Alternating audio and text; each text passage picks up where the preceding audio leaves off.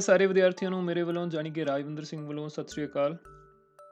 ਅੱਜ ਦੀ ਇਹ ਵੀਡੀਓ 10ਵੀਂ ਕਲਾਸ ਦੇ ਵਿਦਿਆਰਥੀਆਂ ਦੇ ਲਈ ਹੈ। ਤੀਸਰਾ ਅਧਿਆਇ ਦੋ ਚਲਾਂ ਵਾਲੇ ਰੇਖੀ ਸਮੀਕਰਨਾਂ ਦੇ ਜੋੜੇ ਇਹ ਅਸੀਂ ਕਰ ਰਹੇ ਹਾਂ। ਇਹਦੇ ਵਿੱਚ ਅੱਜ ਅਸੀਂ ਰੇਖੀ ਜੋੜੇ ਨੂੰ ਹੱਲ ਕਰਨ ਦੀ ਜਿਹੜੀ ਪ੍ਰਤਿਸਥਾਪਨ ਵਿਧੀ ਹੈ ਉਹ ਅਸੀਂ ਇਸ ਵੀਡੀਓ ਦੇ ਵਿੱਚ ਸਿੱਖਾਂਗੇ।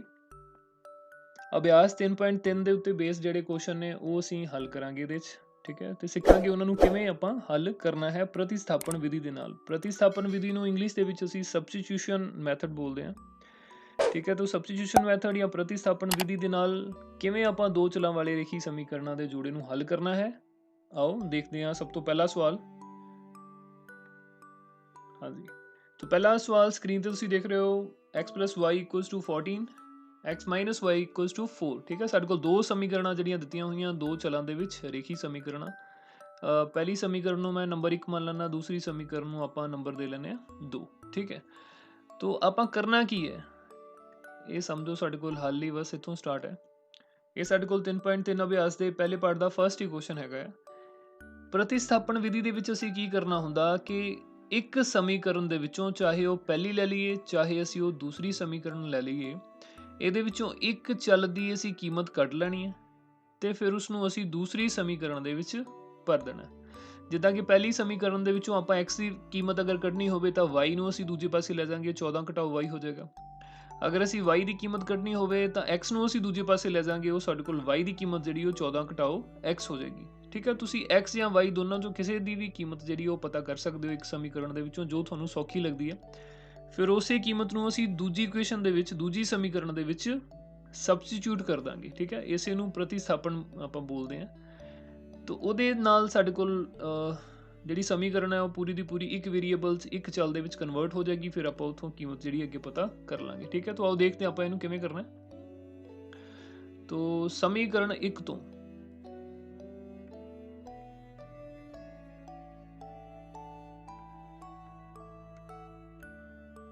ਸਮੀਕਰਨ 1 ਤੋਂ ਆਪਾਂ y ਦੀ ਜਿਹੜੀ ਵੈਲਿਊ ਹੈ ਉਹ ਫਾਈਂਡ ਕਰ ਲੈਂਦੇ ਹਾਂ। ਤਾਂ y = ਹੋ ਗਿਆ ਸਾਡੇ ਕੋਲ 14 - x, ਠੀਕ ਹੈ, 14 ਘਟਾਓ x। ਇਹਨੂੰ ਸਮੀਕਰਨ ਮੰਨ ਲਓ ਸਮੀਕਰਨ ਨੰਬਰ 3, ਠੀਕ ਹੈ। ਤਾਂ ਹੁਣ ਇਹ ਜਿਹੜੀ ਕੀਮਤ ਹੈ ਸਾਡੇ ਕੋਲ y = 14 ਘਟਾਓ x, y ਦੀ ਕੀਮਤ, ਇਹਨੂੰ ਅਸੀਂ ਦੂਜੀ ਸਮੀਕਰਨ ਦੇ ਵਿੱਚ ਭਰ ਦਿਆਂਗੇ। ਤਾਂ ਇੱਥੇ ਆਪਾਂ ਲਿਖਦੇ ਹਾਂ y = 14 ਘਟਾਓ x ਨੂੰ ਸਮੀਕਰਨ 2 ਵਿੱਚ ਭਰਨ ਤੇ ਸਮੀਕਰਨ 2 ਵਿੱਚ ਭਰਨ ਤੇ, ਠੀਕ ਹੈ। ਤੋ ਸਮੀਕਰਨ 2 ਦੇ ਵਿੱਚ ਆਪਾਂ ਇਹ ਵੈਲਿਊ ਜਿਹੜੀ ਆ ਸਬਸਟੀਟਿਊਟ ਕਰ ਦੇਣੀ ਆ। ਉਹਦੇ ਨਾਲ ਸਾਡੇ ਕੋਲ ਸਮੀਕਰਨ 2 ਜਿਹੜੀ ਇਹ ਵਾਲੀ ਹੈ ਕੀ ਬਣ ਜਾਏਗੀ, ਸਾਡੇ ਕੋਲ x ਤਾਂ ਜਿਵੇਂ ਹੈ ਉਵੇਂ ਹੀ ਰਹੇਗਾ, ਮਾਈਨਸ y ਦੀ ਜਗ੍ਹਾ ਤੇ ਅਸੀਂ ਕੀ ਲਿਖਣਾ ਹੈ 14 ਘਟਾਓ x, 14 - x ਬਰਾਬਰ 4, ਠੀਕ ਹੈ। ਬਾਕੀ ਸਾਰਾ ਕੁਝ ਉਹੀ, ਸਿਰਫ y ਦੀ ਕੀਮਤ ਜਿਹੜੀ ਉਹ ਅਸੀਂ ਚੇਂਜ ਕਰ ਲਈ ਜਿਹੜੀ ਫਰਸਟ ਇਕੁਏਸ਼ਨ ਤੋਂ ਆਪਾਂ ਪਤਾ ਕੀਤੀ ਸੀ। ਤਾਂ ਹੁਣ ਬ੍ਰੈਕਟ ਜਦੋਂ ਅਸੀਂ ਹਟਾਵਾਂਗੇ ਇਹ ਸਾਡੇ ਕੋਲ ਕੀ ਬਣੇਗਾ x - 14 ਮਾਈਨਸ ਮਾਈਨਸ ਪਲੱਸ ਹੋ ਜਾਏਗਾ, ਇੱਥੇ ਪਲੱਸ x ਆ ਜਾਏਗਾ, ਬਰਾਬਰ ਸਾਡੇ ਕੋਲ ਇਹ 4 ਬਣ ਜਾਏਗਾ, ਠੀਕ ਹੈ। ਤਾਂ x ਜਮਾ x ਕਿੰਨਾ ਹੋ ਗਿਆ 2x, ਠੀਕ ਹੈ। 2x ਘਟਾਓ 14 ਬਰਾਬਰ 4। ਤਾਂ ਇਹ 14 ਨੂੰ ਦੂਜੇ ਪਾਸੇ ਆਪਾਂ ਸ਼ਿਫਟ ਕਰ ਦਾਂਗੇ, ਇਹ ਸਾਡੇ ਕੋਲ 2x = 4 + 14 ਹੋ ਗਿਆ, ਠੀਕ ਹੈ। तो ਇਹਦੀ ਵੈਲਿਊ ਸਾਡੇ ਕੋਲ ਕੀ ਆ ਗਈ 2x = 18 ਔਰ ਇਹਨੂੰ ਅਸੀਂ ਸਿੰਪਲੀਫਾਈ ਅੱਗੇ ਕਰਾਂਗੇ ਤਾਂ x ਦੀ ਵੈਲਿਊ ਸਾਡੇ ਕੋਲ ਕੀ ਆ ਜਾਏਗੀ 9 ਆ ਜਾਏਗੀ, ਠੀਕ। ਤਾਂ x = ਸਾਡੇ ਕੋਲ 18/2 = 9, ਠੀਕ ਹੈ ਜੀ। ਤਾਂ x ਦੀ ਵੈਲਿਊ ਸਾਡੇ ਕੋਲ ਆ ਗਈ 9। ਇੱਕ ਚਲ ਦੀ ਸਾਨੂੰ ਕੀਮਤ ਪਤਾ ਚੱਲ ਗਈ। ਹੁਣ ਅਸੀਂ ਕੀ ਕਰਨਾ ਹੈ, ਇਹ x ਦੀ ਜਿਹੜੀ 9 ਸਾਡੇ ਕੋਲ ਵੈਲਿਊ ਆਈ ਹੈ ਇਹਨੂੰ ਅਸੀਂ ਤੀਜੀ ਜਿਹੜੀ ਸਮੀਕਰਨ ਆਪਾਂ ਉੱਪਰ ਬਣਾਈ ਸੀ y = 14 - x ਉਹਦੇ ਵਿੱਚ ਆਪਾਂ ਫਿਲ ਕਰ ਦਾਂਗੇ, ਠੀਕ ਹੈ। ਇੱਥੇ ਨਾਲ ਹੀ ਮੈਂ ਕਰ ਦਿੰਦਾ, ਠੀਕ। ਤਾਂ x = 9, x = 9 ਨੂੰ ਸਮੀਕਰਨ 2 ਵਿੱਚ ਭਰਨ ਤੇ ਸਮੀਕਰਨ 3 ਵਿੱਚ ਭਰਨ ਤੇ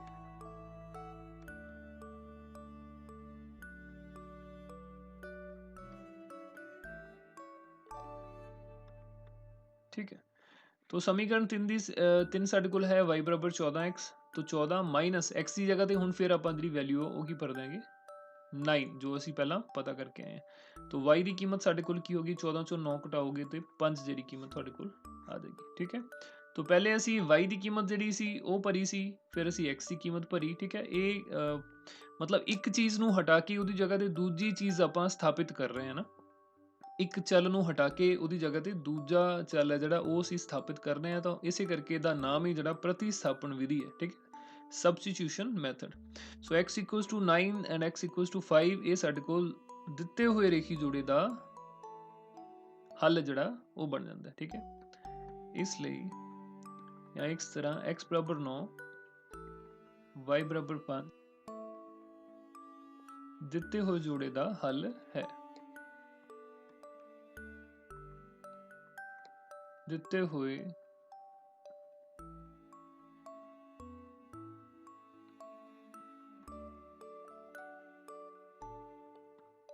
जोड़े दा हल है। ठीक है जी, इन्ना क्वेश्चन है बस। तो नैक्सट क्वेश्चन देखते हैं आप। इस तो बाद अगला क्वेश्चन एक असी थर्ड पार्ट जिहड़ा इहदा ले लैने आ, वो साडे कोल हैगा 3x माइनस वाई बराबर 3। ठीक है, 3x minus y equals to 3, और दूसरा साडे कोल है दूसरी समीकरण 9x minus 3y equals to 9। ठीक है, तो 3x minus y equals to 3, 9x minus 3y equals to 9। ठीक है, ਇਹਦੇ ਚ ਆਪਾਂ ਇਹਨੂੰ समीकरण 1 मान ਲੈਨੇ और ਇਹਨੂੰ समीकरण 2 मान ਲੈਨੇ। ठीक है, तो उसी ढंग ਦੇ ਨਾਲ ਆਪਾਂ ਕਰਾਂਗੇ ਇੱਕ समीकरण ਦੇ ਵਿੱਚੋਂ ਇੱਕ ਚਲ ਦੀ ਜਿਹੜੀ ਕੀਮਤ ਪਤਾ ਕਰਕੇ ਦੂਜੇ समीकरण ਦੇ ਵਿੱਚ ਆਪਾਂ ਭਰ ਦਾਂਗੇ। ਜਿੱਦਾਂ ਹੁਣ ਇਹ 3x y ਬਰਾਬਰ 3 ਹੈ, तो ਇਹਦੇ ਤੋਂ ਆਪਾਂ y ਦੀ ਜਿਹੜੀ ਵੈਲਿਊ ਉਹ ਪਤਾ ਕਰ ਲੈਨੇ ਆ समीकरण 1 ਤੋਂ।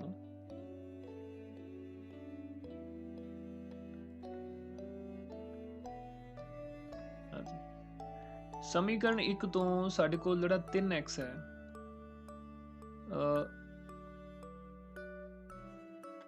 हाँ जी, तो की कीता आपां जिहड़ा y सी इहनूं असीं दूसरी साइड शिफ्ट कर लिया, और जिहड़ा 3 सी इहनूं असीं इधर शिफ्ट कर लिया। ठीक है, तो 3 खब्बे पासे साडे कोल आ गए -3 हो गया, तो y जिहड़ा दूसरी साइड जाके साडे कोल प्लस दा हो गया। तो y दी वैल्यू साडे कोल की आ गई in terms of x, y equals to 3x minus 3, और इनू असी समीकरण 3 मनना है, जिवें आपां लास्ट क्वेश्चन दे विच भी मान लिया सी। ठीक है, तो हुण y बराबर 3x माइनस 3 नू किहड़ी समीकरण च भरना है आपां? दूजी समीकरण दे विच। ठीक, नू समीकरण 2 विच भरन ते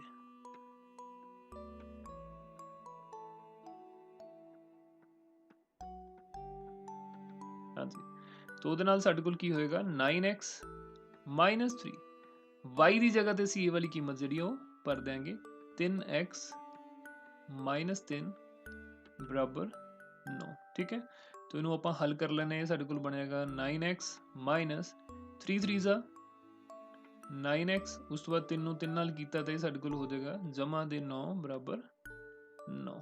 ठीक, तो ਇਹਦੇ ਨਾਲ ਹੋਇਆ ਕਿ ਹੁਣ ਸਾਡੇ ਕੋਲ ਤੁਸੀਂ ਦੇਖ ਸਕਦੇ ਹੋ 9x माइनस 9x आ गया, तो ਇਹ ਤਾਂ ਦੋਨੋਂ ਕੱਟੇ ਗਏ ਆਪਸ ਦੇ ਵਿੱਚ, ਇਹ ਸਾਡੇ ਕੋਲ ਬਣ ਗਿਆ 9 बराबर 9। ठीक है, तो ਜਦੋਂ ਵੀ ਸਾਡੇ ਕੋਲ ਇਸ ਢੰਗ ਦੇ ਨਾਲ ਸਿਚੁਏਸ਼ਨ ਬਣ ਜਾਏ, ਇਹਦਾ ਕੀ ਮਤਲਬ ਹੈ? ਇਹਦਾ ਮਤਲਬ ਹੈ ਕਿ ਦਿੱਤਾ ਹੋਇਆ ਜਿਹੜਾ ਰੇਖੀ ਜੋੜਾ ਹੈ ਉਸ ਦੇ ਅਣਗਿਣਤ ਹੱਲ ਹਨ। ਠੀਕ ਹੈ, ਇਨਫਾਈਨਾਈਟ ਮੈਨੀ ਸੋਲੂਸ਼ਨ ਹੈਗੇ ਆ ਇਸ ਪੇਅਰ ਦੇ। ਠੀਕ, तो ਜਦੋਂ ਇਹਦੇ ਅਣਗਿਣਤ ਹੱਲ ਹੈ ਤਾਂ ਅਸੀਂ ਜਿਹੜਾ ਇੱਕ ਹੱਲ ਹੈ ਉਹ ਤਾਂ ਅਸੀਂ ਇਹਦਾ ਪਤਾ ਨਹੀਂ ਕਰ ਸਕਦੇ। ਠੀਕ ਹੈ, ਇਹ ਕਥਨ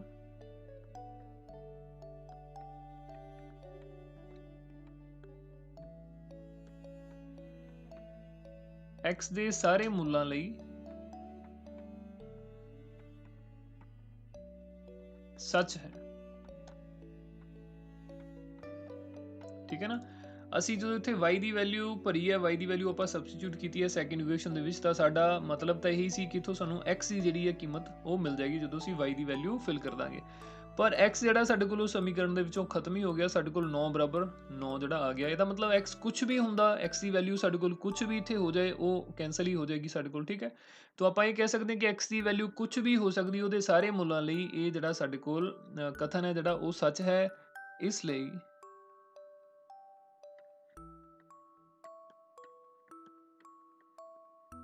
ਦਿੱਤੇ ਹੋਏ ਰੇਖੀ ਜੋੜੇ ਦੇ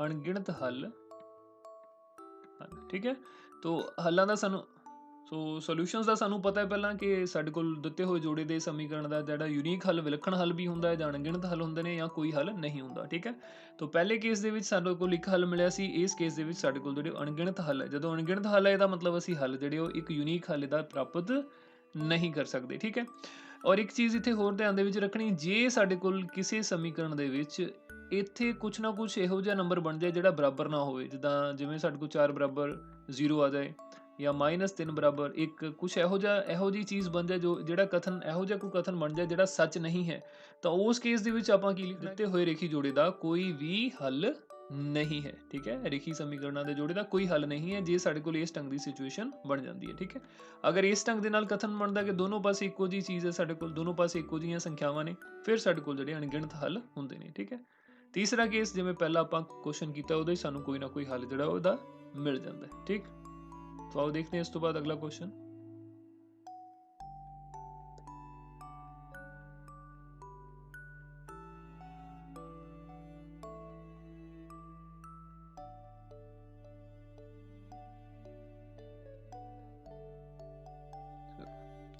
ਇੱਕ ਇਹਦਾ 6ਵਾਂ क्वेश्चन ਆਪਾਂ ਕਰ ਲੈਂਦੇ ਹਾਂ। 6ਵੇਂ क्वेश्चन ਦੇ ਵਿੱਚ ਜਿਹੜੀ ਸਾਡੇ ਕੋਲ ਸਟੇਟਮੈਂਟ ਹੈ ਉਹ ਕੀ ਹੈ, 3x/2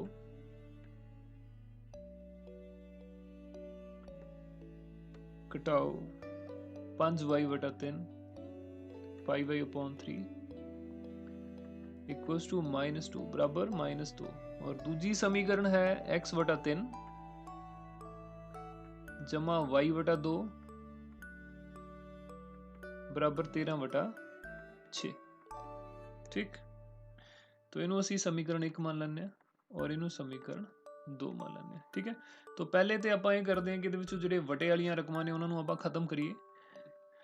तो ਇੱਕ ਤੋਂ ਪਹਿਲਾਂ ਸਾਡੇ ਕੋਲ ਕੀ ਬਣੇਗਾ, ਸਮੀਕਰਨ 1 ਦੇ ਵਿੱਚ ਆਪਾਂ ਕੀ ਕਰਦੇ ਹਾਂ, ਇਹਨਾਂ ਨੂੰ ਕ੍ਰਾਸ ਮਲਟੀਪਲਾਈ ਕਰਦੇ ਨੇ, 3 3 9 ਹੋ ਜਾਏਗਾ ਸਾਡੇ ਕੋਲ 9x, -2 ਨੂੰ 5 ਨਾਲ ਗੁਣਾ ਕਰਾਂਗੇ ਸਾਡੇ ਕੋਲ 10y ਹੋ ਜਾਏਗਾ। ਠੀਕ ਹੈ, ਔਰ ਥੱਲੇ ਇਹ ਦੋਨੋਂ ਆਪਸ ਗੁਣਾ ਹੋ ਜਾਣਗੇ, 3 ਤੇ 2 6, ਐਲਸੀਐਮ ਜਿਵੇਂ ਆਪਾਂ ਲੈਣੀ ਹੈ। ਠੀਕ ਹੈ, तो ਇਹ ਬਰਾਬਰ ਆ ਗਿਆ ਸਾਡੇ ਕੋਲ -2 ਦੇ। ਠੀਕ ਹੈ, 1 ਤੋਂ। तो ਇਸੇ ਚੀਜ਼ ਨੂੰ ਅੱਗੇ ਜਦੋਂ ਅਸੀਂ ਕਰਾਂਗੇ ਤਾਂ 6 ਨੂੰ ਸੱਜੇ ਪਾਸੇ ਲੈ ਜਾਵਾਂਗੇ, तो ਇਹ ਸਾਡੇ ਕੋਲ ਬਣ ਜਾਏਗਾ 9x -10y, और 6 इधर भाग कर रहा है, दूसरे पासे जाके 2 ਦੇ ਨਾਲ ਗੁਣਾ ਹੋ ਜਾਏਗਾ, ਸਾਡੇ ਕੋਲ ਬਣ ਜਾਏਗਾ -12। तो 9x -10y ਬਰਾਬਰ -12, ਇਹ ਸਾਡੇ ਕੋਲ ਸਮੀਕਰਨ ਨੰਬਰ ਇਹਨੂੰ ਆਪਾਂ 3 ਮੰਨ ਲੈਂਦੇ। ਠੀਕ ਹੈ, ਪਹਿਲੀ ਸਮੀਕਰਨ ਨੂੰ ਜਿਹੜਾ ਅਸੀਂ ਕਨਵਰਟ ਕਰ ਲਿਆ, ਇਹ ਸਾਡੇ ਕੋਲ ਹੁਣ ਪਹਿਲੀ ਸਮੀਕਰਨ ਤੋਂ ਇਹ ਸਮੀਕਰਨ ਬਣ ਗਈ ਹੈ, ਉਸੇ ਦਾ ਹੀ ਰੂਪ ਹੈ ਸਾਡੇ ਕੋਲ। तो दूजी समीकरण तो ਸਾਡੇ ਕੋਲ ਕੀ ਬਣੇਗਾ, ਇਹਦੇ ਵਿੱਚ ਵੀ ਆਪਾਂ ਐਲਸੀਐਮ ਲੈਣੇ ਆ, 2 ਨੂੰ x ਨਾਲ ਗੁਣਾ ਕਰੋਗੇ ਤਾਂ ਇੱਥੇ 2x ਆ ਜਾਏਗਾ, 3 ਨੂੰ y ਨਾਲ ਕਰੋਗੇ ਤਾਂ 3y ਆ ਜਾਏਗਾ, और डिनोमिनेटर ਦੇ ਵਿੱਚ ਹਰ ਦੇ ਵਿੱਚ ਦੋਨਾਂ ਨੂੰ ਗੁਣਾ ਕਰਾਂਗੇ 3 दूनी 6 ਬਣ ਜਾਏਗਾ ਸਾਡੇ ਕੋਲ। ठीक, और ਦੂਜੇ ਪਾਸੇ ਵੀ ਸਾਡੇ ਕੋਲ 13/6, तो ਇਹ 6 ਦੇ ਨਾਲ 6 ਦੋਨੋਂ ਕੱਟੇ ਜਾਣਗੇ। तो दूजी समीकरण ਜਿਹੜੀ ਸਾਡੇ ਕੋਲ ਹੈ, ਸੈਕੰਡ ਇਕੁਏਸ਼ਨ, ਉਹਦੇ ਤੋਂ ਸਾਡੇ ਕੋਲ ਕੀ ਬਣ ਜਾਂਦਾ ਹੈ, 2x + 3y = 13। ठीक है, ਇਹਨੂੰ ਅਸੀਂ ਸਮੀਕਰਨ ਨੰਬਰ 4, ਇਕੁਏਸ਼ਨ ਨੰਬਰ 4 ਜਿਹੜਾ ਉਹ ਮਾਰਕ ਕਰ ਲਵਾਂਗੇ। ਠੀਕ ਹੈ, तो ਹੁਣ ਇਹ ਸਾਡੇ ਕੋਲ ਦੋ ਸਮੀਕਰਨਾਂ ਬਣ ਗਈਆਂ। ਇਹ ਵਟੇ ਵਾਲੀਆਂ ਰਕਮਾਂ ਦੇਖ ਕੇ ਬੱਚਿਆਂ ਨੂੰ ਕਈ ਵਾਰ ਡਰ ਲੱਗਦਾ ਹੈ। ਠੀਕ ਹੈ, ਹੁਣ ਇਹ ਸਿੰਪਲੀਫਾਈ ਹੋ ਗਈਆਂ, ਤੇ ਹੁਣ ਇਹਨਾਂ ਦੇ ਵਿੱਚੋਂ ਆਪਾਂ ਅੱਗੇ ਉਹੀ ਪ੍ਰੋਸੈਸ ਕਰਾਂਗੇ ਜੋ ਆਪਾਂ ਪਿਛਲੇ ਕੁਐਸਚਨ ਦੇ ਵਿੱਚ ਕਰਕੇ ਆਏ ਹਾਂ। ਠੀਕ, ਸਮੀਕਰਨ 3 ਤੋਂ 3 ਦੇ ਵਿੱਚੋਂ ਜਾਂ 4 ਦੇ ਵਿੱਚੋਂ ਜਿਹਦੇ ਵਿੱਚੋਂ ਮਰਜ਼ੀ x ਜਾਂ y ਦੀ ਜਿਹੜੀ ਵੈਲਿਊ ਫਾਈਂਡ ਕਰਕੇ ਉਹ ਆਪਾਂ ਦੂਸਰੀ ਇਕੁਏਸ਼ਨ ਦੇ ਵਿੱਚ ਫਿਲ ਕਰ ਦਾਂਗੇ। ਠੀਕ ਹੈ, तो ਸਮੀਕਰਨ 1 ਦੇ ਵਿੱਚੋਂ ਆਪਾਂ x ਦੀ ਜਿਹੜੀ ਕੀਮਤ ਹੈ ਉਹ ਪਤਾ ਕਰ ਲੈਂਦੇ ਹਾਂ। ਇਸ ਵਾਰ x ਦੀ ਵੈਲਿਊ ਆਪਾਂ ਫਾਈਂਡ ਕਰ ਲੈਂਦੇ ਹਾਂ। ਸਮੀਕਰਨ 3 ਤੋਂ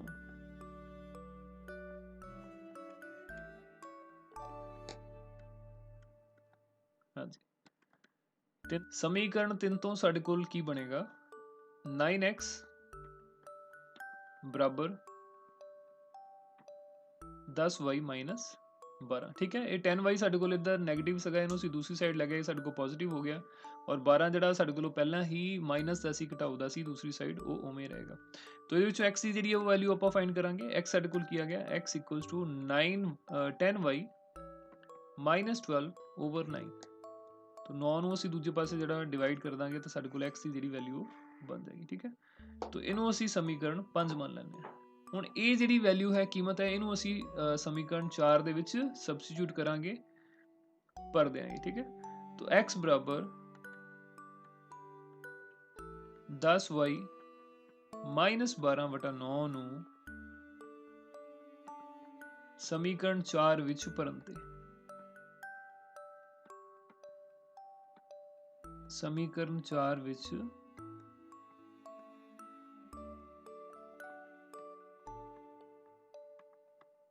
ਭਰਨ ਤੇ। ਠੀਕ ਹੈ, तो ये साढ़े कोल बन जाएगा समीकरण 4 ये साढ़े कोल है। तो 2 x की जगह साढ़े कोल किया जाएगा 10y माइनस 12 बटा 9 जमा 3y बराबर 13। ठीक है, ਇਹ ਸਮੀਕਰਨ ਸਾਡੇ ਕੋਲ ਸੀ। ਇਹਦੇ ਵਿੱਚ x ਦੀ ਜਿਹੜੀ ਵੈਲਿਊ ਹੈ ਉਹ ਆਪਾਂ ਚੇਂਜ ਕਰ ਲਈ ਕਿਹਦੇ ਨਾਲ, ਇਹਦੇ ਨਾਲ। ਇਹ ਜੋ x ਦੀ ਕੀਮਤ ਸੀ ਉਹ ਆਪਾਂ ਇੱਥੇ ਭਰ ਦਿੱਤੀ। ਬਾਕੀ ਸਾਰੀ ਸਮੀਕਰਨ ਸਾਡੇ ਕੋਲ ਤੁਸੀਂ ਦੇਖ ਸਕਦੇ ਹੋ ਉਸੇ ਢੰਗ ਦੇ ਨਾਲ ਹੈ। x ਦੀ ਜਿਹੜੀ ਵੈਲਿਊ ਹੈ ਉਹ ਅਸੀਂ ਪਹਿਲੀ ਸਮੀਕਰਨ ਤੀਜੀ ਸਮੀਕਰਨ ਚ ਜੋ ਪਤਾ ਕੀਤੀ ਸੀ ਉਹ ਆਪਾਂ ਇੱਥੇ ਸਬਸਟੀਟਿਊਟ ਕਰ ਦਿੱਤੀ। तो ਇਸ ਤੋਂ ਬਾਅਦ ਆਪਾਂ ਇਹਨੂੰ ਸਿੰਪਲੀਫਾਈ ਕਰਦੇ ਹਾਂ।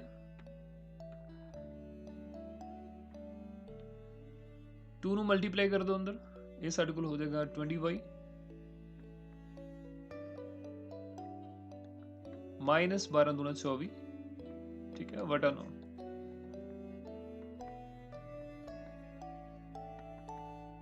ठीक है, ये 9 जड़ा हुण ये 3y दे नाल गुणा होएगा। ठीक, ये साडे कोल आ गया 20y माइनस 24। आप ये भी कह सकते हैं कि 3y दे थल्ले 1 है जड़ा इधर गुणा हो जाएगा। ठीक है, इसलिए इधर तो कोई फर्क नहीं पेगा। तो 9 ਨੂੰ ਜਦੋਂ ਅਸੀਂ 3y ਨਾਲ ਗੁਣਾ ਕਰਾਂਗੇ ਸਾਡੇ ਕੋਲ 27y ਹੋ ਜਾਏਗਾ। ठीक, और हेठा साढ़े को जरा 9 ही बचेगा बराबर 13। तो ये साढ़े को 20y है और ये साढ़े को 27y है। ठीक है, तो दोनों प्लस देने साढ़े को 47 जरा y है वो बन जाएगा माइनस 24। ठीक है, घटाओ दे 24 ने और 9 जरा 13 के नाल मल्टीप्लाई हो जाएगा दूसरी साइड जाके। 13 ना कितने होंगे ने, हाँ जी।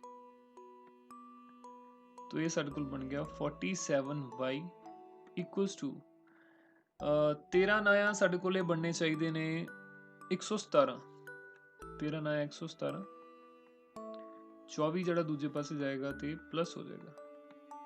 तो 47y इक्वल्स टू सो ये साढ़े कोल बन गया 141। तो y की वैल्यू जी इतों आप कैलकुलेट कर सकते हैं। तो 141 ਨੂੰ ਜਦੋਂ ਅਸੀਂ 47 ਨਾਲ ਭਾਗ ਕਰਾਂਗੇ ਸਾਡੇ ਕੋਲ 3 ਬਣ ਜਾਂਦਾ ਹੈ। ਠੀਕ ਹੈ, ਸੋ y ਦੀ ਜਿਹੜੀ ਕੀਮਤ ਹੈ ਉਹ ਸਾਡੇ ਕੋਲ ਕਿੰਨੀ ਬਣ ਗਈ ਹੈ 3। ਠੀਕ ਹੈ, ਤੇ ਇਹ y ਦੀ ਜਿਹੜੀ ਸਾਡੇ ਕੋਲ ਕੀਮਤ ਆ ਗਈ 3, ਇਹਨੂੰ ਹੁਣ ਅਸੀਂ ਫਿਲ ਕਰਨਾ ਹੈ ਇਕੁਏਸ਼ਨ ਨੰਬਰ 5 ਜਿਹੜੀ ਅਸੀਂ ਬਣਾਈ ਸੀ। ਠੀਕ ਹੈ, x ਬਰਾਬਰ 10y ਮਾਈਨਸ 12 ਵਟਾ 9 ਦੇ ਵਿੱਚ ਆਪਾਂ y ਦੀ ਕੀਮਤ ਜਿਹੜੀ ਆ ਉਹ 3 ਭਰ ਦੇਾਂਗੇ। ਠੀਕ ਹੈ, तो समीकरण 5 ਵਿੱਚ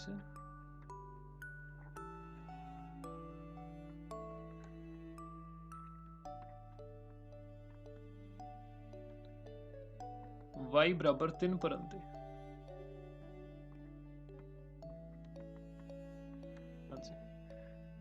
तो x बराबर साढ़े कोल सी, एक बार आप देख लेने 10y माइनस 12 बटा 9।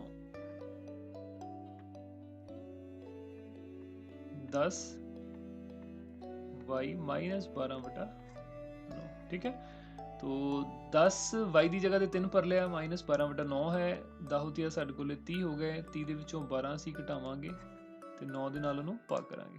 तो साढ़े कोल बन गया x इक्वल्स टू 30 माइनस 12 साढ़े कोल 18 हो जाता है। ठीक है, 18/9 18 ਨੂੰ 9 ਨਾਲ ਭਾਗ ਕਰਾਂਗੇ 2 ਸਾਡੇ ਕੋਲ ਜਿਹੜਾ ਉੱਤਰ ਉਹ ਬਣੇਗਾ। तो x बराबर किया गया ਸਾਡੇ ਕੋਲ 2। ठीक है, तो इसलिए x बराबर 2 ਤੇ y ਬਰਾਬਰ 3 ਦਿੱਤੇ ਹੋਏ ਰੇਖੀ ਜੋੜੇ ਦਾ ਹੱਲ ਹੈ। ਦਿੱਤੇ ਹੋਏ ਰੇਖੀ ਸਮੀਕਰਨਾਂ ਦੇ ਜੋੜੇ ਦਾ ਹੱਲ ਹੈ।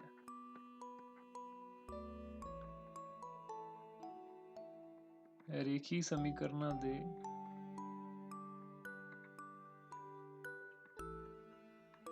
ਜੋੜੇ ਦਾ ਹੱਲ ਹੈ। ਠੀਕ ਹੈ, तो मैंने उम्मीद है कि क्वेश्चन ਨੂੰ ਬਹੁਤ ਢੰਗ ਦੇ ਨਾਲ ਤੁਸੀਂ ਧਿਆਨ ਦੇ ਨਾਲ ਦੇਖਿਆ ਹੋਵੇਗਾ। ਅਗਰ ਕੋਈ ਚੀਜ਼ ਨਹੀਂ ਪਤਾ ਲੱਗੀ ਤਾਂ ਉਹਨੂੰ ਰਿਪੀਟ ਕਰਕੇ ਵੀਡੀਓ ਨੂੰ ਦੇਖ ਸਕਦੇ ਹੋ।